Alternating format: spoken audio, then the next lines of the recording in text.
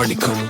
This past weekend, I bought a brand new Traxxas Raptor RC car, and I crashed it 10 minutes after I got it. For Christmas, Hayden and Michael asked me to buy an RC truck and drive it with them before Hayden moves to Missouri next year. So, let's take a look at how I crashed this thing and how I fixed it. Alright guys, so welcome to the channel today, and yeah, we're going to be fixing this Ford Raptor RC truck. Now, I bought this a week ago, or almost a week ago, pretty much this past weekend, and I immediately crashed it within 10 minutes of driving. Pretty much me, Michael, and Hayden, my two really close friends, you guys have been watching the channel for a long time, know these two. Hayden had gotten into RC cars and wanted us to join in. I literally bought this because I asked them what they wanted for Christmas, and they were like, the only thing we want is for you to buy an RC truck and drive it with us. So I was like, you know what? I've been wanting to get into a hobby-grade RC car for years. This is my chance. So I jumped at the opportunity and bought a Traxxas Raptor. I wanted a licensed vehicle. They kind of got like the generic kind of RC stuff. I wanted a licensed vehicle, and I wound up going with a Raptor because this channel is pretty much based around Ford trucks, and I thought it'd be kind of cool to have technically two Ford trucks if you count the Sport Track really, and you count this considering it's an RC, not an actual car. But this is riding on the Slash chassis, which is actually really nice. I'm pretty new to RC stuff, so I apologize if I just sound like a complete amateur. I've never dealt with these before, so this is new for me. So this tops out at 30 miles an hour. It is a two-wheel drive chassis, rear engine, so the motor's in the back.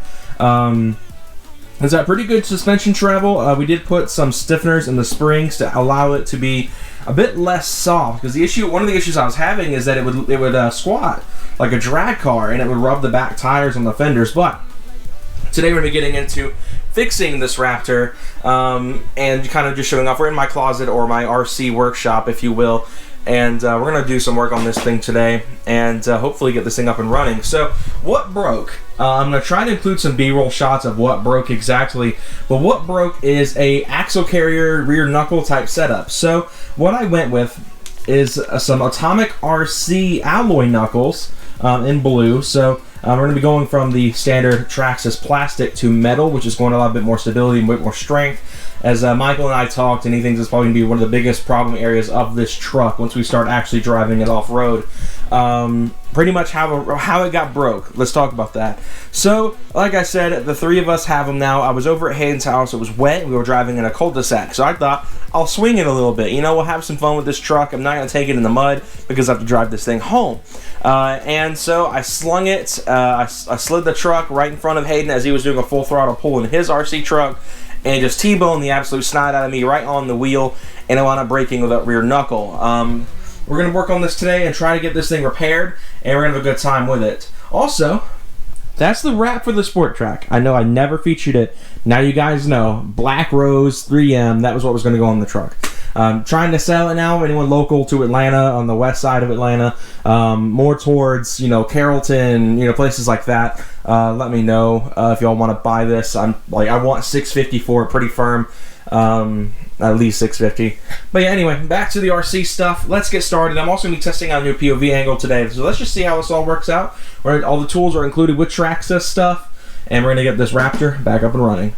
At this point, I was trying to get the axle nut off. Now, I didn't watch tutorials at first. I wound up watching one later, but I did not know that the axle nut was not a unscrew off type thing. It wasn't threaded. You have to actually have some pliers and pull it off, which made the job difficult for me as I didn't know that, but once I knew that, it came off pretty easily, even though I did wind up tearing it up because I had to use so many sets of pliers on it. But here you can see me fiddling about and trying to get the axle nut off, but once I did it off, it was very satisfying.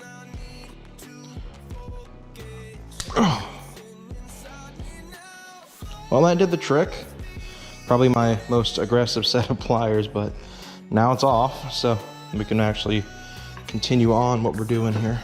Okay, well, that was a lot harder than I thought, but thanks to this set of Cobalt pliers, the axle nut's off now. Now we gotta figure out how to get this pin out off of the, well, that was easy. Why is everything else so easy, but that was just a pain? So now we've got this off. Now I get to figure out how to get the bearing out of it and into the new Atomic set. So we're gonna go ahead and unbox these Atomic ones now. lines up here. I'm guessing it would be this way, I want to say. Or would it be the other way? I guess for reference, I think it was, I already forgot which way it goes on. I think I'm just gonna go ahead and take this back wheel off. Inside arm is in. Okay, so now I need to figure out what I need to do to get the bearing out. Next mission became getting the bearings out of the old rear knuckles to install in the new ones. And this little screwdriver here that my dad had did the trick perfectly.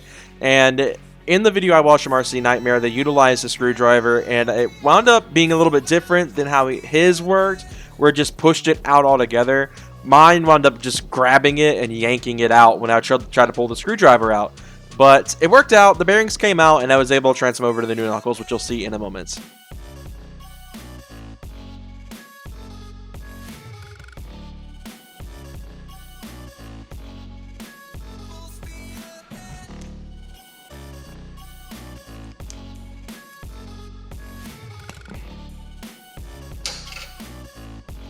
Alright, that was difficult, but now the bearings are off.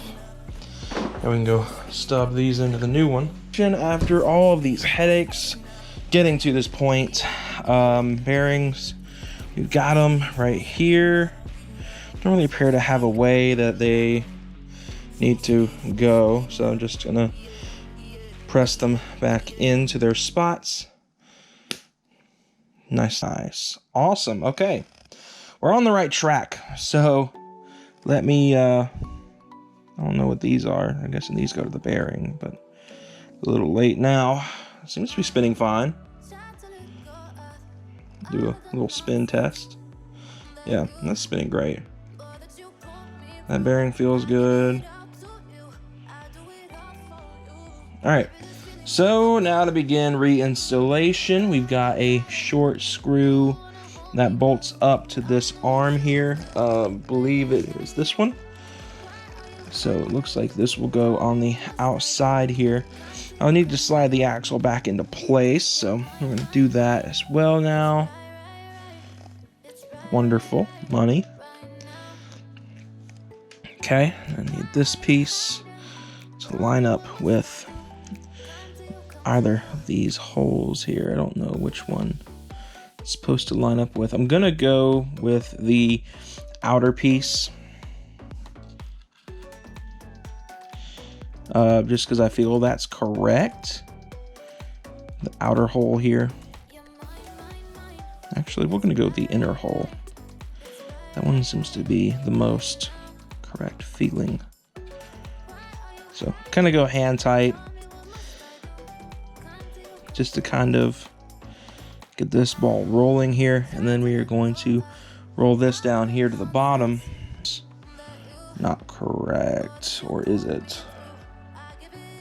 Cannot tell. I think we're going to go ahead and move to that farther hole, and then we can verify fitment later. And if I need to, I can take this back apart. That's why I'm gonna do something I typically don't do. I'm really bad about tightening bolts down all the way when I'm working on real cars, so hopefully not doing that this time will be considerably more effective once I can actually get this to line up with the hole.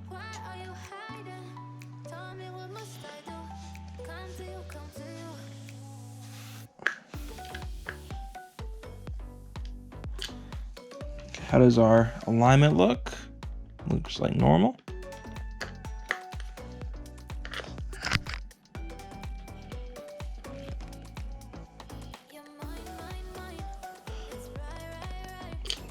Okay.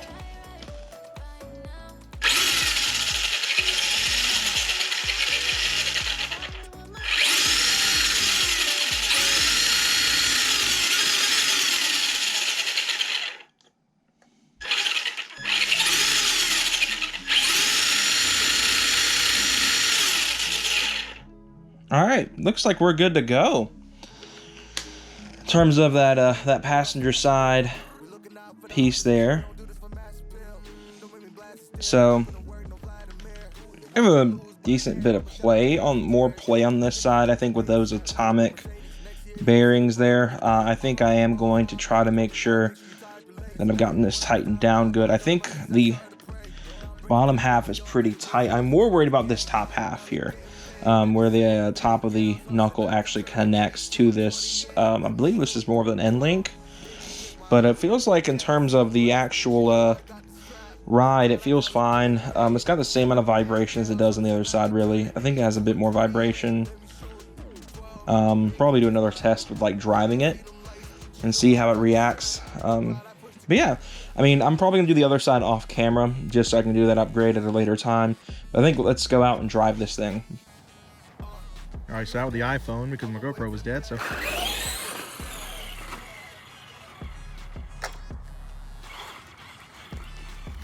It's a little difficult driving an RC car with one hand. But yeah, it's running a lot better now, so. Seems like it's good to go. And it's not quite squatting so bad now. We have those suspension stiffeners in. So if I just... Yeah, so it works all good now. I'm gonna go do a little bit of driving with my sister and then wrap this video up. Literally not even 2 minutes after I started recording that last clip, the battery died. So all in all, though, it was a good little test drive just to see how I was doing. I rolled it, but it's it looks like it didn't even tear anything up. The thing is just fast, and as you guys saw briefly in that clip, it's really hard to record this thing in one hand. So hopefully I can get my GoPro charged up so next time I go out driving with it, we can have a bit more fun with it. But this thing is awesome. Now I just gotta go charge it. So hope you all enjoyed this video. If you did, be sure to like, subscribe, more content coming soon. And if you guys enjoyed the RC content, let me know as well, because it is something I want to bring to this channel, not just the real cars, but it's interesting having both my trucks in the same picture. So yeah, be sure to go subscribe to the channel for more content coming soon on the Sport Track, possibly before it goes away, and the little Raptor. So hope you guys enjoyed. See you guys next time. Have a great day, guys.